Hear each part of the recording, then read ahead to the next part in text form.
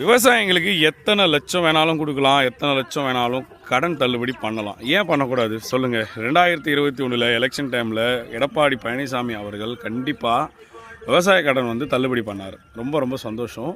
அது நகைக்கடனாகவும் ஒரு கண்ட்ரோல் வச்சாங்க, பயிர் கடனும் வச்சாங்க. ரொம்ப சந்தோஷம். ஏன்னா ஒரு ஆட்சியில் இருக்கும்போது எந்த சூழ்நிலத்துக்காக அவர் பண்ணாருன்றது தெரியாது. ஆனால் அதுக்கப்புறமேட்டு நடந்த 5 வருஷம் ஆட்சியில் நடக்கலை. ஆனால் இப்போ வந்திருக்கக்கூடிய தாவேக்கா ஆட்சி வந்து விவசாய பயிர்க்கடன் வந்து தனிப்பட்ட முறையில் அதில் ஏதோ ஒரு செட்டிங்ஸை வச்சு தள்ளுபடி பண்ணுறதுனால எந்தவித விவசாயிகளுக்கும் சில வித லாபம் இருக்காது. ஏன்னா அவங்க வந்து நமக்கு தான் உழைச்சி கொடுத்துருக்காங்க.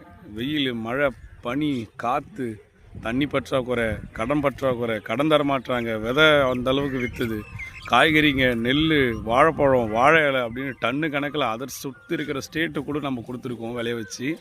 இப்படிலாம் கஷ்டப்பட்டவங்கள விட்டுறாதீங்க. எத்தனை லட்சம் கோடியாக இருந்தாலும் முதல்ல அவங்களுக்கு சலுகை பண்ணுங்கள்.